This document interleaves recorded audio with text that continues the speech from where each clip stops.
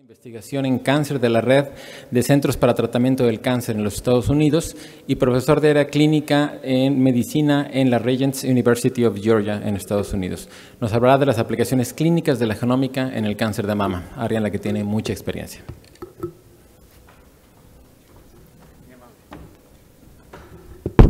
Muy bien, muy buenos días. Muchas gracias a toda la comisión que me ha invitado.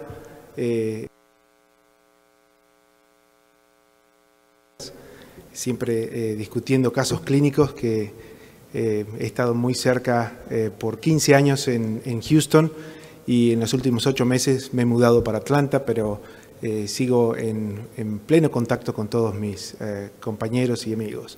Lo que vamos a hablar hoy es relacionado a la genómica. Quería agradecer al doctor Maldonado sus palabras de introducción. Y si ponemos los slides, vamos a empezar. Básicamente, les voy a dar el resumen de los estudios que vamos a hablar, un poco de la historia y lo que hemos aprendido de lo que era el antiguo microarreglos a lo que es hoy la genética, el Next Gene Sequencing, secuencia de genética de genes. Lo número 2 es la importancia que tiene esto para identificar a los pacientes, algunos ensayos clínicos. El número 3, los ensayos clínicos que utilizan esta metodología para diversificar pacientes y ponerlos en terapia blanco-molecular. Y por último, algunas conclusiones tocando bases de algunos grandes proveedores de esta tecnología de secuencia genética. Entonces, eso es lo que voy a hablar.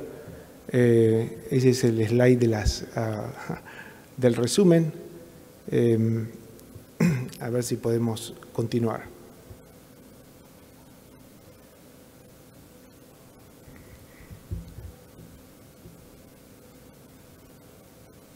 Qué interesante, como parecen microarreglos.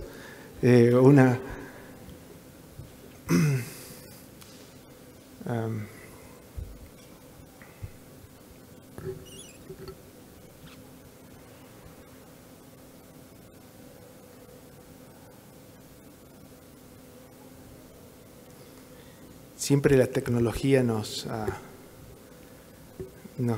da ciertos retos. Yo tenía un profesor en la facultad que siempre me decía que el internista era la persona que podía trabajar sin ningún tipo de luz. Se iba la luz y uno podía seguir dando clases o tratando a los pacientes. Por eso siempre me he acostumbrado mucho a dar clases con papel, lápiz, borradores. El cirujano no puede hacer eso. El cirujano necesita luz para trabajar adentro del quirófano. Si quieres te puedo dar el USB. Si no se puede pasar, lo hacemos para no tenerlos aquí todos.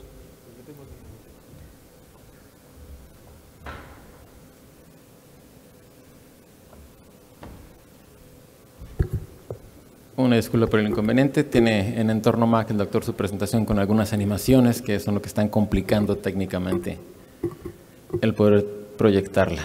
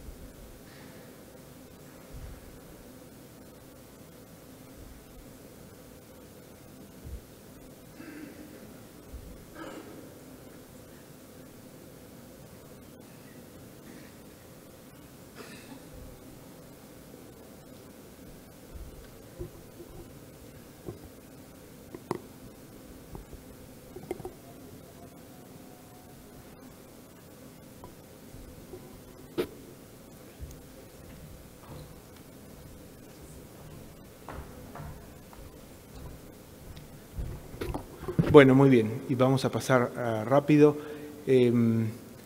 Gracias al doctor Maldonado por la presentación. Y esto es el resumen que se lo había dicho anteriormente, que me acordaba los puntos. Y esto es lo que tenemos que tener en cuenta cuando hablamos hoy en día de la genómica. Sabemos que a través del estudio de los genes hemos logrado descubrir y descifrar, disecar, mejor dicho, cada uno de los tumores. Hemos visto que los tumores están con una gran cantidad de genes que pueden estar mutados. Estos genes son algunos, muy pocos, responsables del crecimiento y la invasión del tumor. Otros son simplemente pasajeros. Sabemos que todos los tumores tienen un alto contenido de heterogeneidad, que en realidad no podemos encontrar dos pacientes con el mismo tipo de tumor. Y por último, sabemos que muchas veces atacando ese defecto o esa aberración genética, muchas veces nosotros podemos tener un buen control del tumor. Y les voy a dar algunos ejemplos clásicos de esos. Esto, como bien lo había dicho el speaker anterior, esto es lo que Chuck Peru presentó. Estos son los microarreglos. Estos empezaron en la mitad de los 90 hasta el año 2000 y durante 10 años. Quizás este fue el slide más común que nosotros veíamos en cáncer. ¿Y esto qué significa? Es que los tumores, reconocimos que el tumor de mama estaba representado por 4 tipos de variedades que llamaban las variedades intrínsecas, que ya las mencionaron anteriormente, un grupo que era luminal, luminal A, luminal B, el triple negativo y también los ricos en HER2. Estos estudios con microarreglos se hacen a través de ARN mensajero. Y esta técnica, si bien fue muy útil, quizás no la estamos aplicando del todo hoy. Pero hay un grupo de compañías que son las primeras generaciones de microarreglos, entre ellas el Oncotype, el MammaPrint, el PAM50, el ICB y el último, el EndoPredict, que utilizan esta tecnología justamente para determinar el pronóstico de estos pacientes y si estos pacientes pueden tener quimioterapia o no. Quizás este es lo que vemos hoy, que es el atlas del genoma tumoral, y esto es lo que reconocemos, las 4 características intrínsecas de los tumores, y aparte de ello lo que tenemos son las mutaciones. Cada grupo intrínseco, luminal A, luminal B, triple negativo o HER2, está compuesto por un grupo distinto de mutaciones. Y eso es lo que lo hace mucho más interesante y quizás difícil a este tema. Aquí lo que tenemos es las diferentes secuencias, estudios. Vemos que son 4 grupos en los cuales estudian el genoma humano. Este último es el que más usamos del todos, que es el Global Atlas, el tumor humano. Y lo que vemos, la representación de estos genes en los distintos grupos. Vemos que cada grupo intrínseco tiene una frecuencia de expresión de genes diferente. Quizás una de las cosas más importantes, acá está sobrepuesto, era el long tail de los genes. Vemos que la mayoría de los genes que participan en la evolución del cáncer, la expresión genética es muy baja, es menos de 5%. Y esto está dado por un gran grupo de genes que son los responsables de la progresión tumoral. Estos genes hoy en día lo podemos medir muy fácil y esto lo podemos hacer a través de una máquina. Esto es los secuenciadores. La FDA aprobó en el 2013, a fines del 2013, el primer secuenciador. Esto significa que nosotros podemos tener estos secuenciadores en la clínica, le podemos ofrecer a los pacientes. El problema fundamental es qué hacer con los resultados, cómo definimos los tratamientos para los pacientes cuando tenemos estos tratamientos. Esto, si bien en el año 2000, cuando se cumple la secuencia completa genómica, salía aproximadamente el costo operativo de toda la secuencia, eran aproximadamente $100 millones. Y esto, lo que ustedes pueden ver, que ha bajado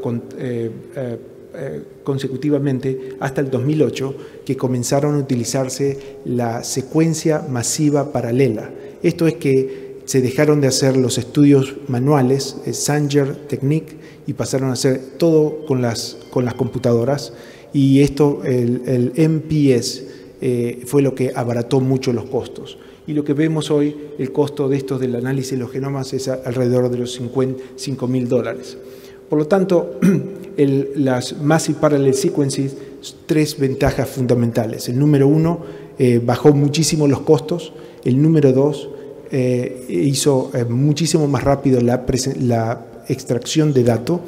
Y el número 3, pudo encontrar una gran cantidad de secuencias de otros genes que anteriormente no se podían ver. Las aplicaciones del MPS es en Whole Gene Sequencing, y también lo que se puede hacer, que lo hacen algunos laboratorios, es Targeted Sequencing. Nosotros vamos a analizar una pequeña porción de los genes en vez de ir y buscar por todo el universo. Recuerden que cuando buscamos por todo el universo, esto es sumamente grande, de dar miles de genes, y muy pocos son los genes que son los responsables del crecimiento tumoral. ¿Qué pasa cuando nosotros tratamos un driver? Había dicho que había 2 tipos de genes, unos que se llaman los drivers, que son los responsables del crecimiento, y otros que son los passengers, que son los pasajeros, son los que hacen el ruido, son el 80-90% de todos los genes alterados en la muestra son passengers, no tienen ningún tipo de representación. Todas las máquinas y los secuenciadores que nosotros vemos no alcanzan a diferenciar si son passengers o si son drivers. Es por eso que es muy importante que toda esta metodología se haga en forma consciente, sabiendo este tipo de errores, porque muchas veces vamos a estar buscando blancos moleculares donde realmente no existen. Esto es lo que ocurre en pacientes tratados con HER2 positivos, es un oncogen sobreexpresado en cáncer de mama. Cuando son expuestos a quimioterapia con trastuzumab, tiene una respuesta extraordinaria, y lo mismo ocurre con los pacientes tratados con el FGFR inhibidor, que es el echefitinib, y estos pacientes tienen la mutación, y también los pacientes con melanoma que tengan el BRAF 600I, estos pacientes son muy susceptibles a los anti-BRAF, y por último los nuevos pacientes con RET oncogene cuando son tratados con carbozatanib. Entonces, esto ocurre cuando nosotros tratamos un driver. Esto tenemos una gran respuesta, y tenemos esta respuesta que le llamamos muchas veces excepcionales. Hay mucha diferencia entre lo que ocurre del tumor primario a la metástasis. Muchas veces tenemos estudios que se hacen en 4 o 5 años, y la mayoría de las biopsias de los pacientes son tomadas al momento que se hace el diagnóstico, y ese conocimiento lo aplicamos 5 años más tarde cuando el paciente tiene metástasis. En realidad podemos perder parte de la historia. En cáncer de pulmón, como muestra este paper que fue publicado en JCO, que es el grupo del Memorial Sloan, ellos muestran que la parte más importante de los drivers, el 85%, se conserva en el genoma de los pacientes desde el tumor primario hasta el tumor secundario o metastásico. Por lo tanto, no es que hay un cambio radical de todos los genes. Y les voy a dar algún tipo de ejemplos. No solamente estos genes, nosotros los podemos encontrar directamente haciendo biopsias, como mencionaba anteriormente, FNAs o core biopsies en el tumor primario. Muchas veces podemos encontrar estos genes o la expresión genética en la sangre de los pacientes, y esto es lo que se conoce como biopsia líquida. Y aquí tienen el caso, por ejemplo, de los pacientes que tienen gran cantidad de ADN en la sangre. Lo utilizamos mucho para pruebas obstétricas. Hoy en día podemos conocer completamente el genoma del feto a través de la sangre materna. Y también la otra oportunidad que nos permite estudiar esto es cuando los pacientes tienen cáncer, que aproximadamente el 30% del DNA libre que tiene en la sangre proviene del tumor. Lo que nosotros tenemos que hacer es captar todos estos fragmentos de ADN. Los fragmentos son muy cortos, pero las computadoras lo pueden hacer muy bien. Y aquí lo que pueden tener una representación del kilobytes, que es el cariotipo. Estos son los 22 cromosomas, cromosoma 1, el cromosoma 22, y lo que pueden ver son las ganancias y las pérdidas, y esto es la comparación de lo que es el tumor primario hecho en el tejido y lo que se puede reconstruir el tumor en la sangre. prácticamente muy similar. Los grandes cambios genéticos de tumores drivers o passengers los podemos agarrar. Por lo tanto, podemos decir que esta técnica que ha sido utilizada, y hay cada vez más proveedores de esta técnica, se puede utilizar muy bien. Este es un paper que es muy clásico, pero básicamente demuestra cómo existe una evolución clonal. Todos estos tumores no son idénticos desde el momento que nacen hasta el momento que metastatizan. A medida que van metastatizando, tienden a ser un poco más basales, van perdiendo receptores, pierden los receptores epiteliales, se vuelven más mesenquimatosos. Y aquí pueden ver la sensitividad que tiene con el paclitaxel, con examestano. Son distintos pacientes.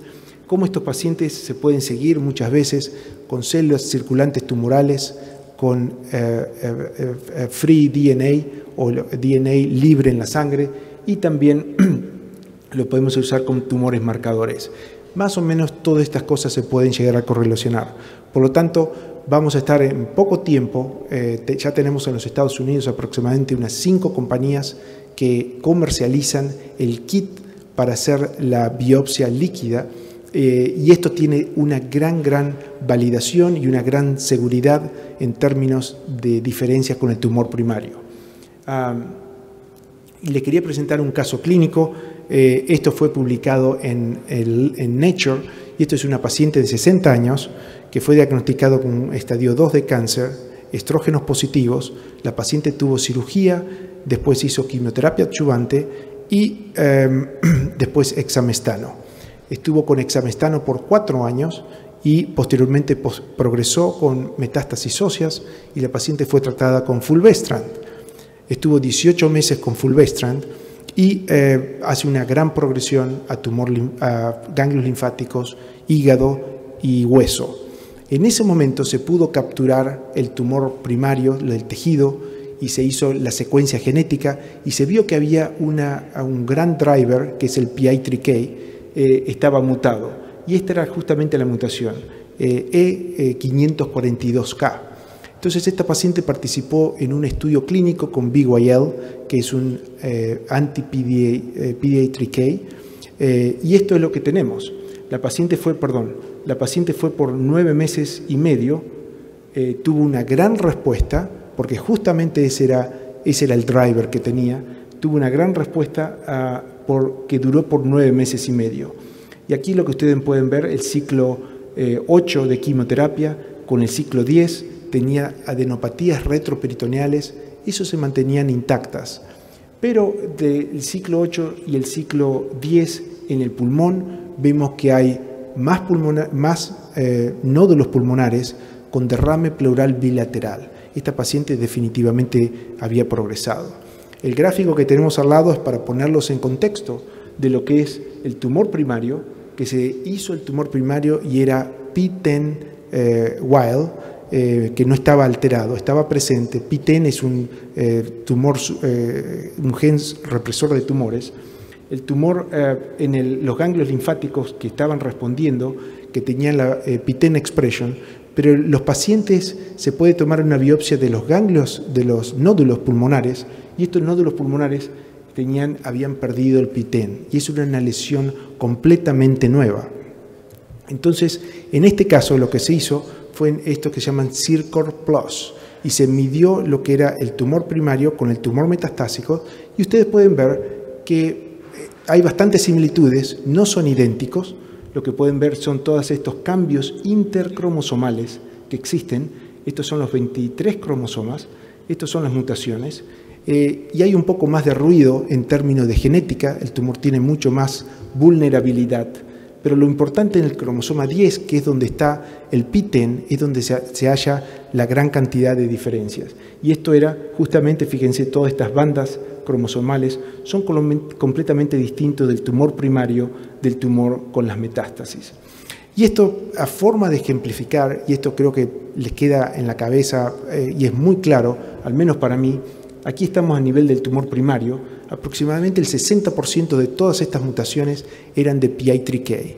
Cuando el tumor metastatizaba los ganglios linfáticos, todavía los grandes drivers se mantienen. El PI3K sigue en pie también para los ganglios, para los nódulos pulmonares. Pero fíjense que, por ejemplo, el patrón metastásico que tiene a los ganglios linfáticos, hay una emergencia de una gran cantidad de otros genes. Y esos genes justamente eran los responsables de la metástasis, y esos genes eran los responsables que estos pacientes no sean sensitivos al BYL, que es el PI3K inhibidor. Y si ven, un grupo, aproximadamente un 30-40%, tenían unas nuevas mutaciones para el pulmón. Esto quiere decir que el patrón de mutación es como si fuese un árbol genealógico, es filogenético, empieza a tener muchos brazos, y esto fue puramente responsable por un gen. Hay muchas formas de hacer mutación en el PTEN. Puede ser truncado, puede ser perdido, puede ser una deleción, puede ser una inserción, etcétera, etcétera. Pero un solo gen, una alteración de un solo gen hace que tenga un patrón completamente de metástasis a muchos sitios que sea completamente distinto. Y eso hace que un grupo de los metástasis sea sensitiva, un grupo de las metástasis sea maligna. Y ya para ir terminando, este fue un paper que fue publicado por mi colega Funda Merrick del MD Anderson. Este paper refleja la gran complejidad que tenemos con genómica en estos momentos. Yo participé en este estudio que se llama el Clearinghouse. Cuando uno va al MD Anderson, uno puede tener un test gratis genético donde se le hace la secuenciación genética siempre y cuando participe en ensayos clínicos. Como pueden ver, el primer paper fue de los 2.000 pacientes que habían participado en el Clearinghouse. Un 33% de estos pacientes, como pueden ver, son carcinomas de mama. Y esto es lo que yo les digo, el long tail. Esto es la cola larga que tienen la mayoría de los genes que nosotros podemos ver acá, tienen una expresión de 3 a 4%. Por lo tanto, el driver de cada uno de estos genes, de estos tumores, lo corresponde una muy pequeña proporción de tumores. Una cosa muy interesante que este es el diagrama de CONSORT, son 2.000 pacientes, los pacientes tenían mutaciones accionables, 789, o sea, una gran cantidad de pacientes eran candidatos para participar en algún tipo de ensayo clínicos. Aquí lo que ven, todo el gen por gen y la frecuencia de esos genes en cada uno de los tumores. Como pueden ver, el PI3K en cáncer de mama es el número 1 porque son 35, etcétera, etcétera. Pero quizás lo más importante e instructivo de este paper es la resolución.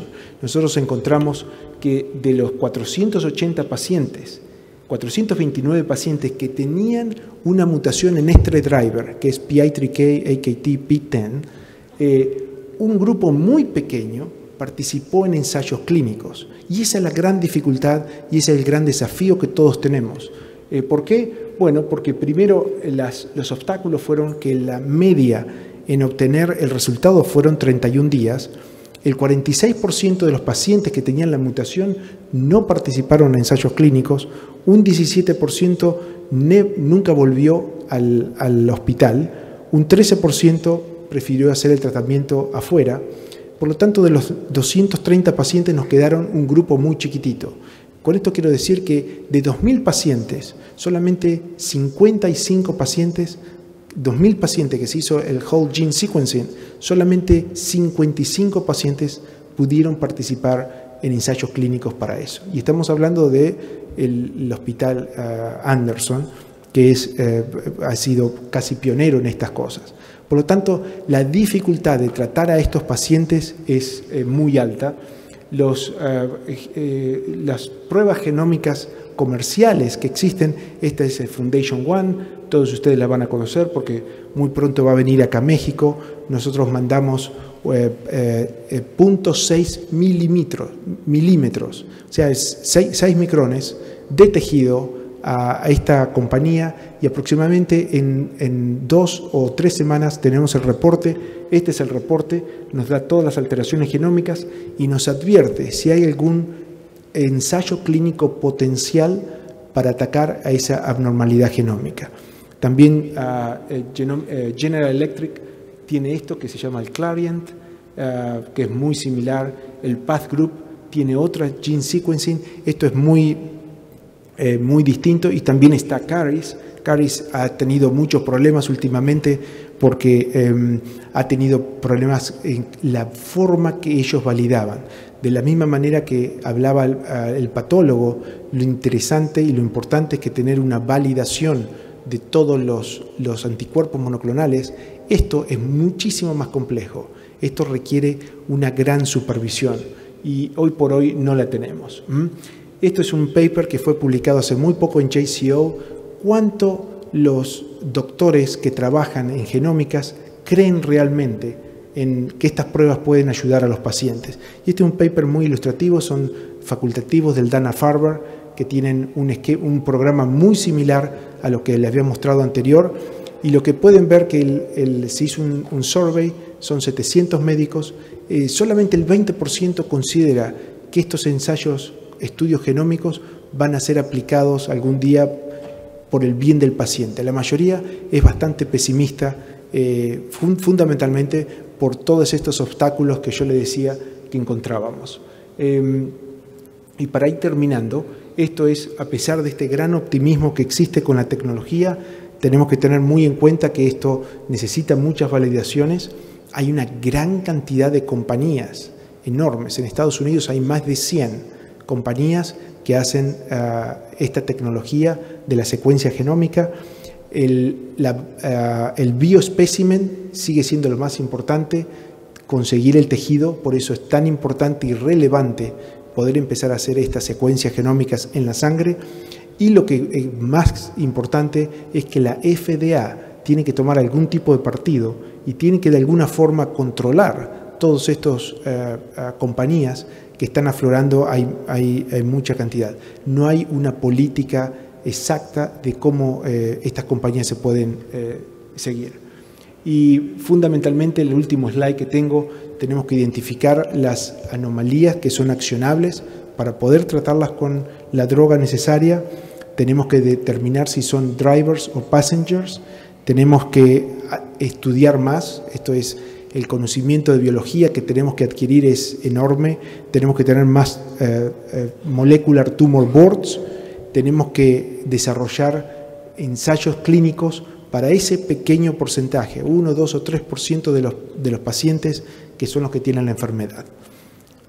Y eso es todo. Le agradezco mucho su atención. Gracias.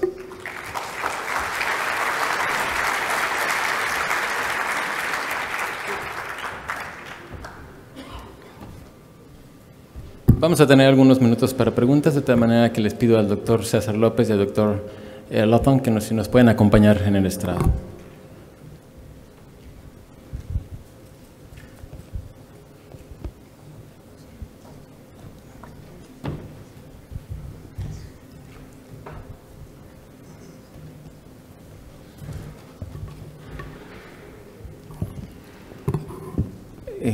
Queda abierta la sesión para preguntas de la audiencia.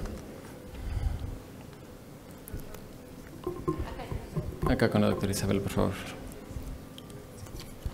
Thank you very much to all of you for your beautiful lectures.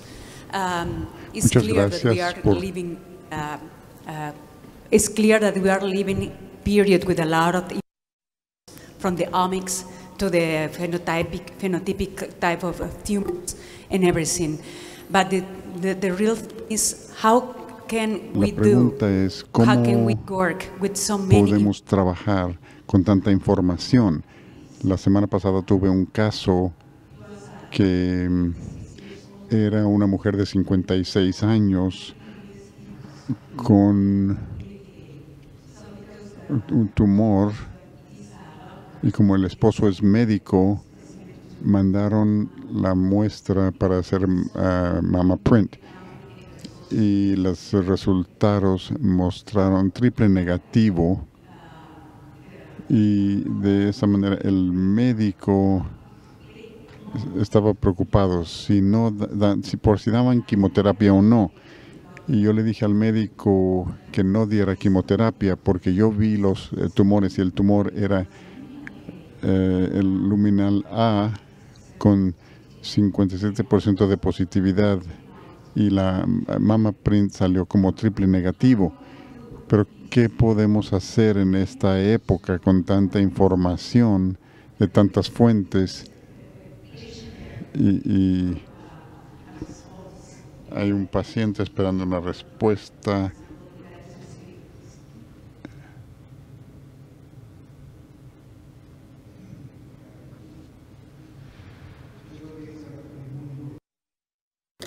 Yo practico oncología de la era pregenómica y todavía considero que el juzgamiento clínico quizás sea una de las cosas más importantes. La pregunta que siempre nos hacemos es, ¿todos los pacientes que nosotros veamos necesitan tener una secuencia genómica o lo tenemos que disecar genómicamente? Y no creo. Yo creo que hay cosas que son muy simples, muy fáciles de denominar. Manejo en etapa temprana de cáncer mamario, estoy muy familiarizado con Prosigna, estoy familiarizado con Oncotype, no tanto quizás con MammaPrint. Cuando uno mira todos los estudios y las formas como cada una de estas plataformas se ha armado, quizás la de MammaPrint sea la más cuestionada, porque es un gran conglomerado de pacientes, pero nuevamente yo uso mi criterio clínico y posteriormente veo si está en la área gris, es cuando utilizo esas plataformas. Va a haber muchas más técnicas, esto ya es solamente el comienzo. Lo importante es que cada uno tiene que manejarse con los paradigmas, digamos, de tratamiento. Un paciente con un lobulillar grado 1, sin ganglios axilares de 1 centímetro, bueno, ese paciente quizás no necesite tener ningún tipo de conducta genómica. Ese paciente, en mi libro, creo que es curado con la cirugía. Y lo que vamos a hacer es un tratamiento adyuvante posterior de hormonoterapia. Pero es muy confuso porque hay mucha cantidad de herramientas genómicas, son todas distintas y es muy complejo manejarlo. Lo mismo pasa eso en la parte temprana. En la parte avanzada es también difícil de poder ver cuál es la técnica que más se ajusta a los pacientes que uno está viendo. El micrófono, por favor. Okay. Sí, ¿no tiene traducción el doctor Lawton? No. In Mexico it is very, very expensive. En México es muy costoso hacer oncotipo. ¿Cuál es su opinión respecto a la idea de obtener un frotis del oncotipo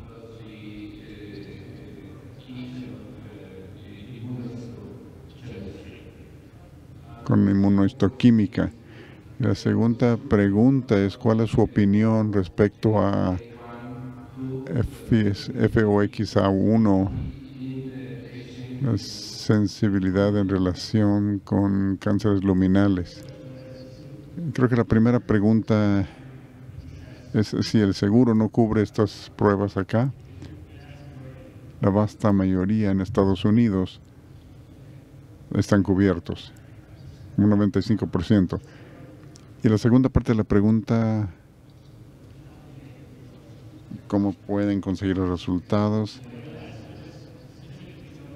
Específicamente salud genómica.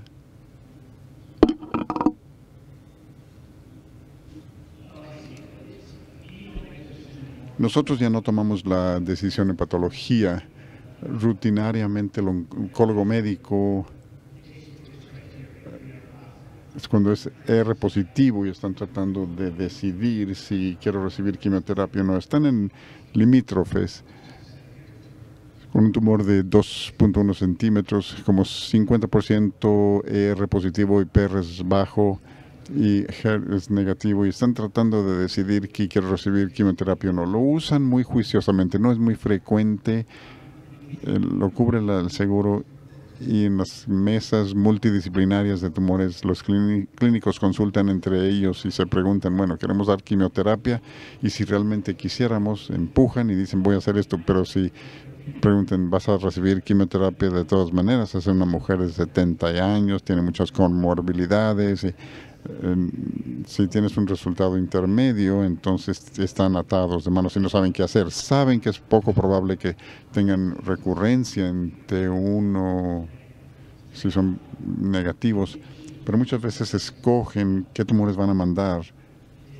basado en lo que son sus opiniones personales y lo que creen que quieren hacer. Y muchas veces también tenemos peticiones del paciente y los damos a los patólogos y pedimos oncotipo. No sabemos por qué lo están pidiendo, y típicamente si el seguro lo cubre, es una prueba relativamente caro, pero el seguro va a cubrir a muchos pacientes y saben que existe una prueba y solo quieren hacerse la prueba. Pero nosotros no escogemos en patología.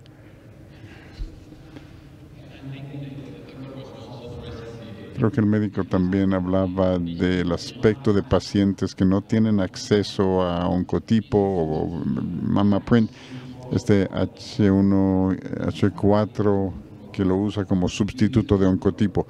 Si lo usan, ¿qué lugar le asignarían a esa calificación en la práctica diaria? Nosotros no lo utilizamos.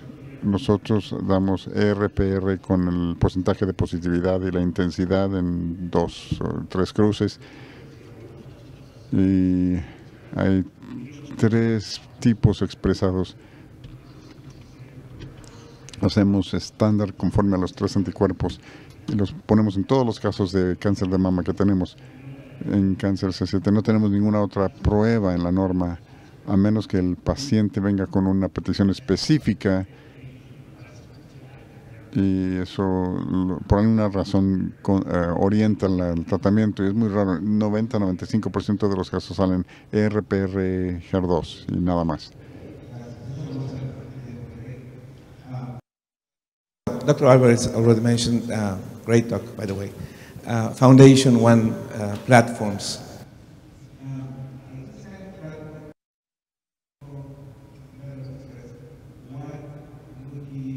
¿Cuál sería un escenario apropiado para solicitar estas pruebas en particular en los pacientes de cáncer en la clínica? ¿O hay algún escenario para eso? Porque los pacientes positivos en cáncer de mama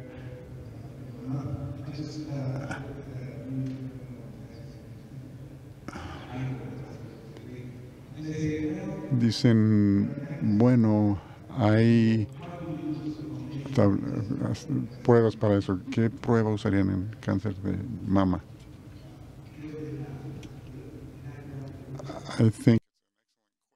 Dije anteriormente, si todas las preguntas que siempre nos hacemos, todos los pacientes necesitan tener esto. Yo creo que no. Esto es similar a lo que había dicho anteriormente con el Oncotype. Si tenemos una paciente de 80 años que hace 30 tuvo cáncer de mama y 30 años después tiene una metástasis, esa paciente estrógeno positivo, esa paciente seguramente lo voy a seguir con estrógenos y le voy a seguir manteniéndola ella clínicamente, incluso 10 años también, y no estaría pensando en ningún momento en algún tipo de este tipo de tratamientos más directos o que el cáncer pudiese deteriorar demasiado a esta paciente. Por lo tanto, esa paciente tampoco le pediría, a pesar que haría una biopsia para confirmar que es metastásico y trataría con el tratamiento hormonal. El tema es cuando los pacientes ven 2, 3, 4 y 5 líneas de tratamiento. En algún momento el número de esto va a ser vamos a acabar con todos nuestros recursos para tratar a esta paciente. Entonces, fundamentalmente cuando requerimos este test, tenemos que tener en cuenta dos cosas. Número uno, lo primero que pienso que esta paciente, que yo pueda tener un ensayo clínico que pueda tratarla. Y busco los 10 más importantes. Busco el AKT, PTEN, BRAF, MAC, TSC1, 2, FGF1, todas esas que tengo buenas drogas. Y eso busco un ensayo clínico y eso lo probé muchas veces estas compañías que hacen la gene sequencing. Número 2, quizás a esta paciente si veo que tenga 4 o 5 líneas y se va deteriorando, no puedo conseguir el estudio, pero el gen es activo, accionable y puedo tratarlo con off-label y podría pensarlo. Hace 2 años hubiese dicho algo distinto, hubiese dicho que todo esto hubiese sido en ensayos clínicos. Pero fíjense el ejemplo que yo les di. En Anderson hay 110 ensayos clínicos para defectos genéticos solamente. Y solamente de 2.000 pacientes se pudieron poner 55, habiendo 400 pacientes que eran candidatos para eso. Hay muchísima dificultad para poner estos pacientes en ensayos clínicos. Y esto es una oportunidad que a estos pacientes muchas veces se los puede tratar con drogas que no están aprobadas para eso, con Berumafemib para melanoma. Si tiene esta expresión en cáncer de mama, podríamos tratarlo. Eso ha sido un cambio que hemos hecho, creo que la mayoría de los oncólogos que trabajamos en Estados Unidos, que somos un poco más liberales ahora con esto, porque el tratamiento, agarrar un ensayo clínico para cada una de esas cientos de mutaciones pequeñas es muy difícil. El paciente no puede muchas veces viajar, esos ensayos clínicos no están disponibles, muchas veces los ponen on hold. Tiene una gran complejidad. Muchas gracias. Ya para terminar la sesión quisiera nada más hacer una breve pregunta al doctor César López. A fin de cuentas, el interés de la mayor parte de los que estamos ahorita en esta sala sería la aplicación clínica de cualquier método que se pueda obtener. Y una limitante ahí es el que la mayor parte de las muestras, el material que vamos a tener, es tejido embebido en parafina y fijado en formol. En proteómica, hasta hace algunos años, se daba como imposible el emplear este tipo de tejido para hacer análisis proteómico. Han empezado a surgir algunos trabajos que ya muestran resultados con este tipo de tejido. ¿Cuál sería, en su vista, doctor, la perspectiva para poder tener herramientas como las que usted mostró, por la parte del procesamiento, disponibles, pues, la proteómica en tejido embebido de parafina, cómo se ve a futuro?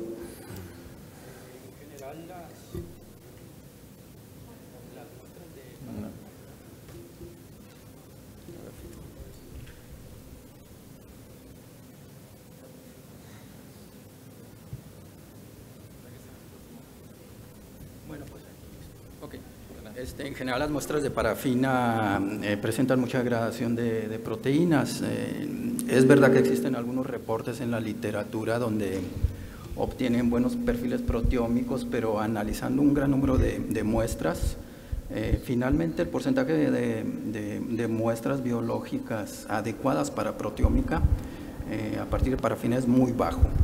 Es muy difícil, por lo tanto, establecer la proteómica, a diferencia de los microarreglos de DNA, como bien lo han explicado, como una herramienta para el uso en la clínica diaria. Bueno, pues con esto damos por finalizada la sesión. Les pido un aplauso para nuestros ponentes y les entregaremos a nombre de la Sociedad Mexicana un pequeño presente.